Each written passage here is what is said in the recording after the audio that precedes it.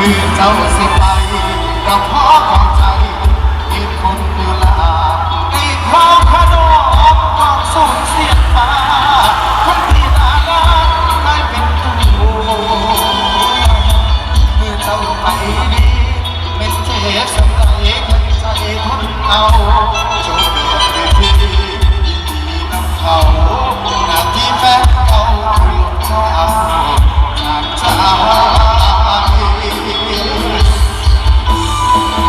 จบแบบเท่ๆอยากบอกรักเธอขอฝากสองเขายินดีนำน้องกับเขาเมื่อเจ้า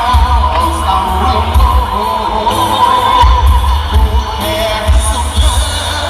ในน้ำเธอที่มีสุขจบแบบดีๆไม่แบบนุ่มๆเป็นทางสุดลงหัวใจสัญญาขอเสียงขอร้องความดังๆได้ครับผมพี่เราไม่สนใจนะพี่นะเธอความหักมันบ่มีแค่คนเดียวกัน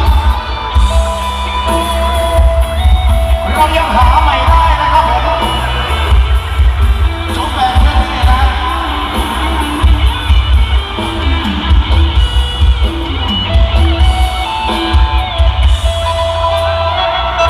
เมื่อเจ้าสิไปก็ขอเข้าใจเหตุผลอยู่ละในข้าวขนมก็ส่งเสียงมาคนที่น่ารักได้เป็นผู้ที่เจ้าไปเอ๋สำใจกันใจทนเอาชมแบบที่ยินดีเขาหน้าที่แฟนเขาลูกเจ้าจากใจจบแบบ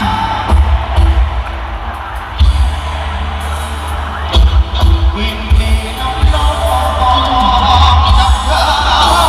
เมื่อเจ้าเศร้าลงโลกแค่สมเธอดีใจน้ำเธอที่สุดจงแบบดีๆไปแบบน้องๆเป็นไอสุดลงหัวใจสักดาโอ้แค่สมเธอดีใจน้ำเธอที่สุดจงแบบดีๆไปแบบน้องๆเป็นไอสิกลุ่มหัวใจสักดา